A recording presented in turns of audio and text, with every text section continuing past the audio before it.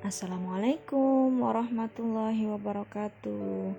Bertemu lagi di pelajaran IPA.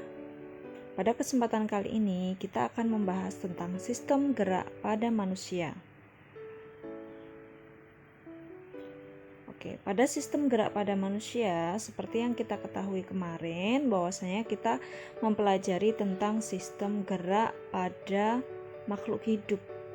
Kemarin sudah mempelajari tentang gerak pada tumbuhan, gerak pada hewan, dan untuk kesempatan kali ini kita akan belajar tentang sistem gerak pada manusia. Apa saja yang membuat manusia itu bisa bergerak?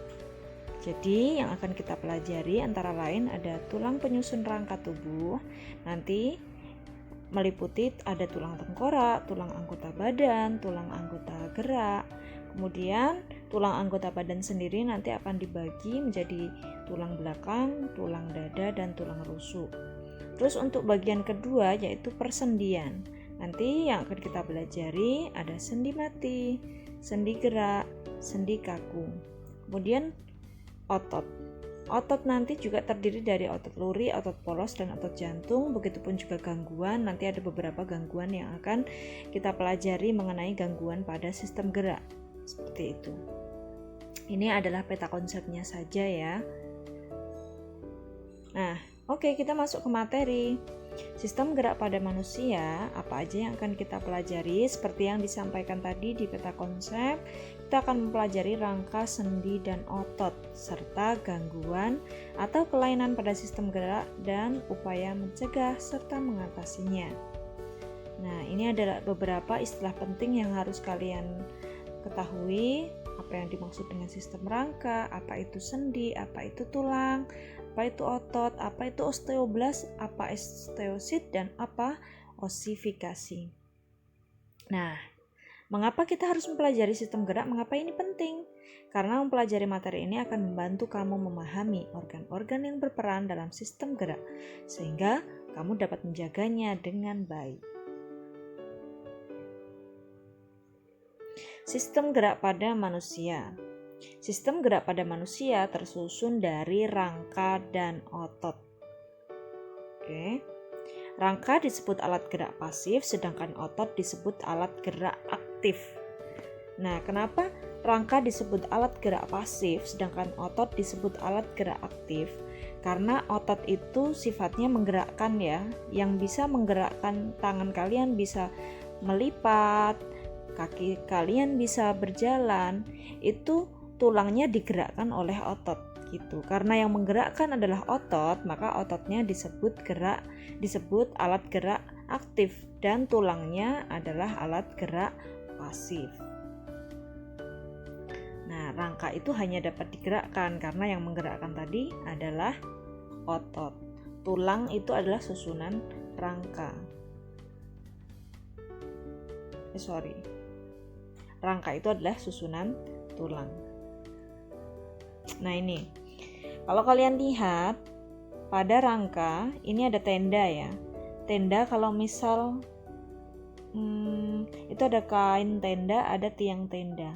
Kalau misal tiang tendanya tidak terbentuk, maka yang akan terjadi tendanya berbentuk enggak? Ya, itu di rangkanya kan ada bentuknya ya, ada susunan dari besi-besi yang kan nggak langsung jadi seperti itu. Ada rangkanya, kecil-kecil dijadikan satu, akhirnya membentuk rangka, dan adalah tiang tenda. Tiang tenda itu adalah rangka dari tenda. Nah, adanya rangka fungsinya apa? Bisa membentuk dan lebih kokoh. Nah, kenapa diibaratkan dengan tenda? Karena fungsinya hampir sama. Nah, ini rangka pada tubuh. Rangka merupakan rangkaian tulang yang mendukung dan melindungi organ tubuh yang lunak. Nah, rangka itu adalah bagian semuanya ya, dari ujung kepala sampai ujung kaki. Itu namanya rangka. Rangka itu terdiri dari tulang-tulang yang berbeda-beda, dan terbentuklah rangka tubuh. Rangka itu di sini akan dibagi menjadi bagian tengkorak, bagian badan, dan bagian anggota gerak. Tulang satu dengan tulang yang lain dihubungkan oleh persendian. Nah, di bagian kalau kalian lihat di sini, ini kan ada ini ya, sambungan antara tulang satu dengan tulang yang lain. Nah, itu yang bisa menghubungkan itu adalah persendian. Sistem rangka yang terletak di dalam tubuh dan dilindungi oleh kulit dan otot disebut endoskeleton.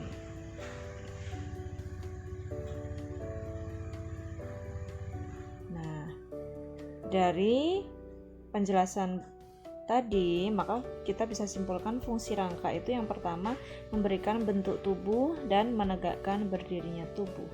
Kemudian yang kedua melindungi organ yang rusak, melindungi organ supaya tidak rusak, maksudnya jadi organ-organ dalam seperti jantung, paru-paru itu kan dilindungi oleh tulang-tulang rusuk. Jadi itu termasuk fungsi rangka, salah satunya adalah melindungi organ dalam. Kemudian yang ketiga alat gerak pasif, karena tadi yang aktif adalah ototnya ya, bukan tulangnya. Tempat melekatnya otot. Nah, otot tadi bisa menggerakkan karena dia juga melekat pada tulang. Kemudian tempat pembentukan sumsum. Nah, sumsum pembentukan sel darah merah itu ada di tulang. Itu untuk fungsinya. Kemudian untuk bentuk tulang rangka itu bentuknya bermacam-macam. Yang pertama ada yang disebut dengan tulang panjang atau tulang pipa. Terdapat pada lengan atas, lengan paha, tulang betis, dan ruas tulang jari. Di dalam rongga tulang pipa berisi sumsum merah. Jadi di lengan kalian ini kan panjang ya lengan kalian. Coba semuanya lihat tangannya masing-masing. Bagian lengan itu adalah tulang pipa. Bagian paha itu tulang pipa. Betis itu tulang pipa. Jadi yang panjang itu namanya tulang pipa.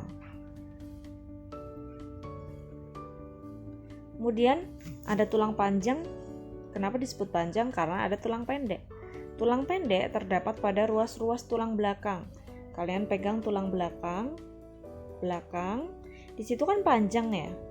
Dari belakang leher itu sampai bawah.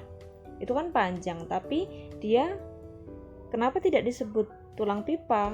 Padahal dia panjang. Perlu kalian ketahui, walaupun panjang, dia adalah terdiri dari tulang-tulang yang kecil-kecil dan saling berkesinambungan. Nah, itu adalah tulang pendek, walaupun jumlahnya banyak dan menjadi panjang.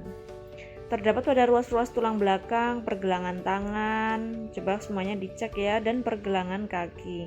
Di dalamnya terdapat sumsum merah yang berfungsi sebagai tempat pembuatan sel darah merah dan sel darah putih. Ingat, di dalam tulang itu di dalamnya sebagai pembentukan sel darah merah dan sel darah putih. Kemudian ada tulang panjang, ada tulang pendek, kemudian ada tulang pipih. Coba tulang pipih itu ada di mana? Ada di belikat, sayap kanan, sayap kiri. Jadi manusia itu kayak punya sayap ya. Bagian belakang silakan dipegang. Atas itu namanya tulang belikat. Tulang pipih terdapat pada tulang rusuk, tulang dada, tulang tempurung kepala. Jadi di bagian kepala kalian ini kan juga banyak tulang yang kecil-kecil dan disambungkan. Nah, itu kan bentuknya pipih. Terus tulang belikat dan tulang panggul. Kemudian ada tulang yang bentuknya tidak beraturan. Tulang yang bentuknya tidak beraturan terdapat pada tulang wajah dan ruas-ruas tulang belakang. Di bagian wajah kalian ini bentuknya macam-macam ya, nggak cuman pipih, nggak cuman panjang, pendek, nggak, beda-beda. Itu disebut bentuknya tuh nggak berbentuk pipih, panjang, pendek, jadi disebut tulang tidak beraturan. Dan rangka berdasarkan komponen penyusunnya itu dibagi menjadi tulang rawan dan tulang sejati. Tulang rawan itu apa? Coba kalian pegang telinga kalian. Telinga kalian kalau kalian pegang Gimana? Apa yang kalian rasakan? Bisa dibengkok-bengkokkan? Dipencet sampai dipencet kenceng, dimain-mainin, nggak sakit ya, nggak patah ya, itu namanya tulang rawan.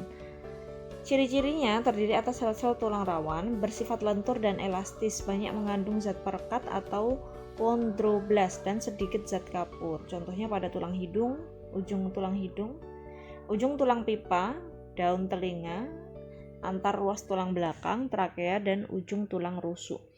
Jadi kalau kalian pernah makan paha ayam misalnya, di bagian ujungnya itu biasanya tulangnya bisa kalian makan nggak? Kadang ada ya yang suka dikelamutin tuh tulangnya yang bagian ujung dan dimakan. Nah, keras nggak kalian makan? Kalau bagian tengah sama bagian ujungnya beda nggak?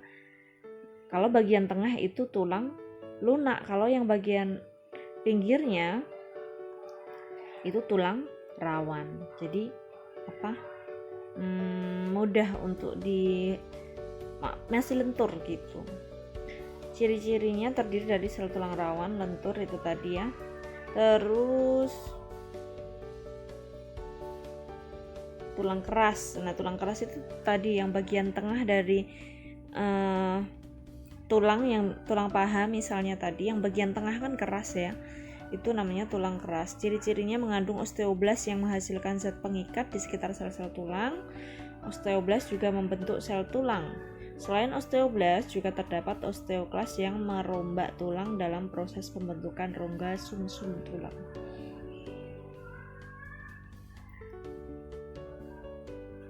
Oke, kita masuk bagian rangka. Yang pertama ada rangka aksial atau rangka poros, terdiri dari 80 rangka tubuh, yaitu tulang belakang, kepala, rusuk, dan dada. Sedangkan rangka apendikular, yaitu rangka tambahan, terdiri dari 126 tulang, yaitu gelang bahu, kaki depan, gelang panggul, dan kaki belakang.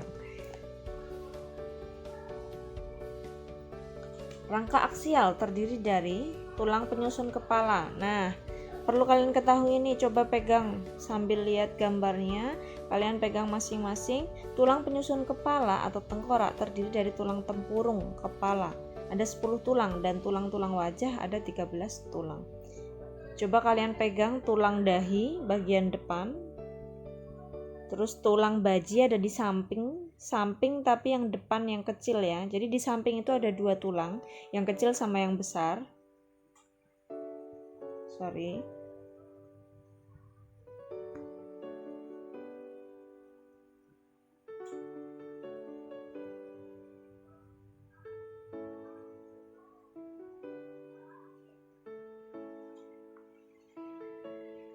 Oke.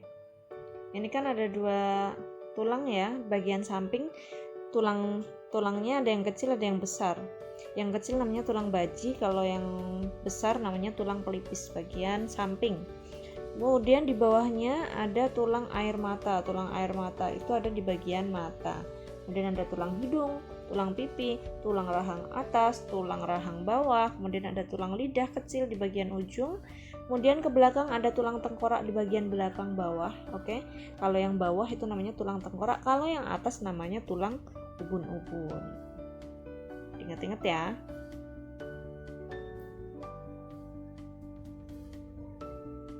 Kemudian rangka aksial yang kedua yaitu tulang belakang. Nah, tulang belakang itu terdiri dari 7 ruas tulang belakang bagian atas, kemudian bawahnya lagi ada 12 ruas tulang punggung, bawahnya lagi ada 5 ruas tulang pinggang, bawahnya lagi ada 5 ruas tulang kelangkang, dan bawahnya lagi ada 4 ruas tulang ekor.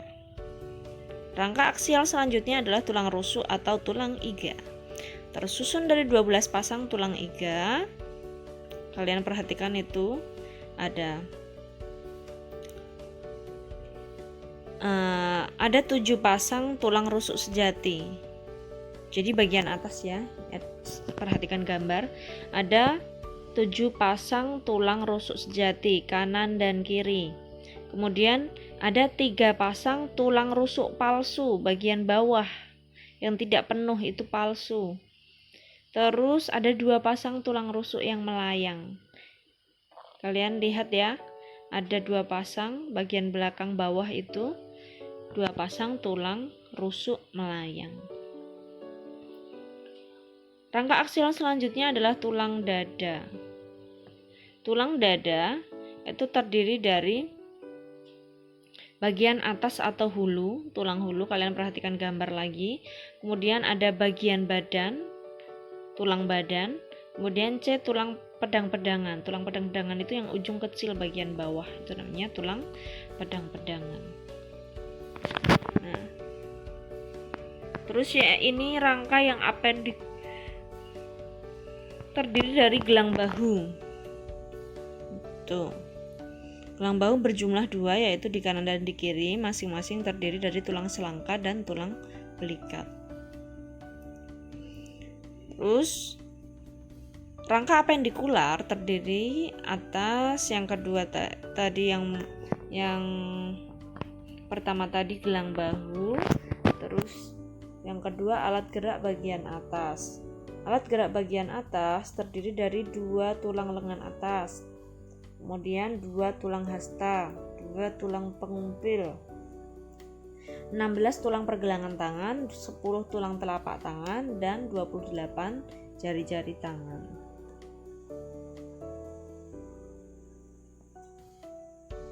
Nah, terus ini ada bagian gelang panggul. Di situ ada tulang usus, tulang duduk, dan tulang kemaluan. Untuk alat gerak bagian bawah ada tulang paha, tulang tempurung lutut, tulang betis, tulang kering, tulang pergelangan kaki, tulang telapak kaki, dan tulang jari kaki. Baik, sekian materi untuk hari ini. Kita lanjutkan lagi di pertemuan selanjutnya. Jangan lupa untuk mencatat poin-poin penting. Dan sekian, terima kasih. Wassalamualaikum warahmatullahi wabarakatuh.